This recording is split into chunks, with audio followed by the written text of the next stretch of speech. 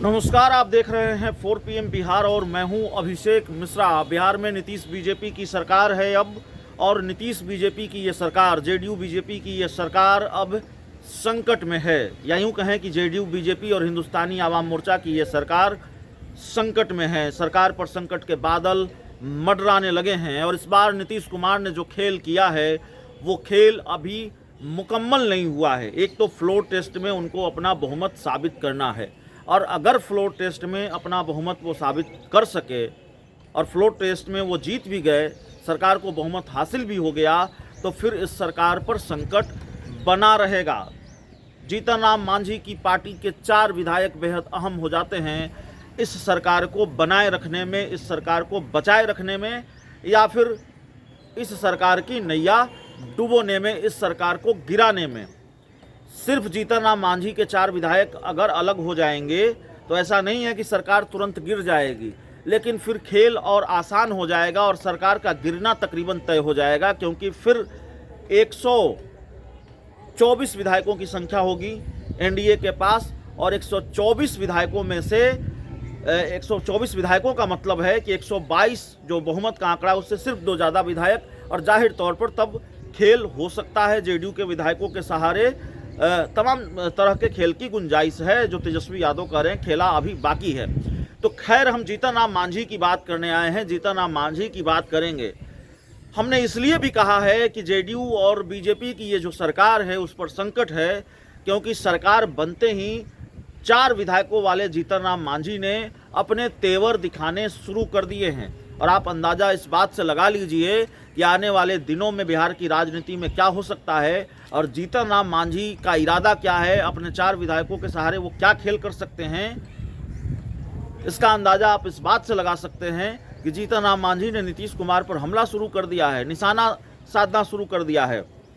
जीतन राम मांझी ने कल कहा है नीतीश कुमार को लेकर कि 1984 से 2013 तक जब भी मंत्री बने तो सिर्फ अनुसूचित जाति कल्याण मंत्री बने। अब बेटा संतोष कुमार सुमन को भी मंत्री बनाया गया तो वो भी SC ST कल्याण मंत्री। नीतीश कुमार ने हमको CM बनाया था तो लगा होगा कि भुइयाँ है, जो कहेंगे वो करेगा। इसके बाद कहने लगे कि जीतन राम मांझी अपने से काम करने लगा।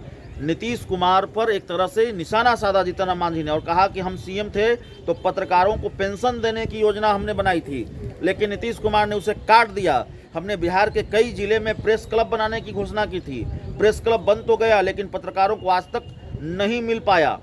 ये बातें जीतन राम मांझी ने कही है। हालांकि उन्होंने यह भी कहा है कि आगामी लोकसभा चुनाव में बिहार में एनडीए गठबंधन के साथ मिलकर सभी सीटों पर जीत दिलाना है। और दूसरी तरफ मांझी ने कहा कि बिहार में भूमिहीनों की संख्या 14 लाख है, जबकि सरकारी भूमि 16 लाख एकड़ है, और प्रत्येक भूमिहीनों के लिए 1 एकड़ जमीन देने की उन्होंने मांग की है। लेकिन महत्वपूर्ण यह है कि वो नीतीश कुमार के काम पर सवाल उठा रहे हैं। वो अपने कार्यकाल का जिक्र कर रहे हैं कि मैं जब मुख्यमंत्री था तो हमने पत्रकारों को पेंशन देने की बात की थी और ये लागू नहीं हुआ। नीतीश कुमार को लगा होगा कि भुइयाँ है।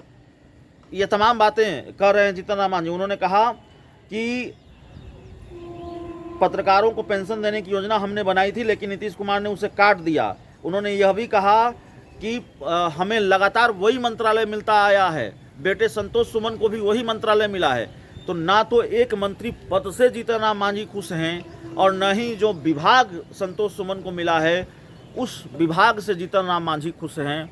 और जीतन राम मांझी अगर खुश नहीं हैं, और सिर्फ खुश नहीं हैं ऐसा नहीं है, नाराज भी हैं और तेवर भी दिखा रहे हैं।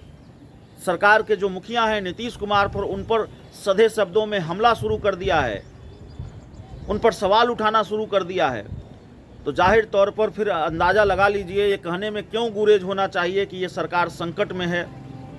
जीतन राम मांझी के 4 विधायकों की भूमिका अगर अहम है, जीतन राम मांझी के 4 विधायक महत्वपूर्ण हो जाते हैं सरकार को बनाए रखने में, बचाए रखने में या गिराने में, और वही जीतन राम मांझी अब नीतीश कुमार पर निशाना साध रहे हैं, उन पर सवाल उठा रहे हैं, मंत्री पद को लेकर नाराज़गी जता रहे हैं, विभाग को लेकर नाराज़गी जता रहे हैं, और ये कह रहे हैं 2 मंत्री पद मिलना चाहिए, हमें CM बनाने का ऑफर था, और तमाम तरह की बातें कही जा रही है उनकी तरफ से।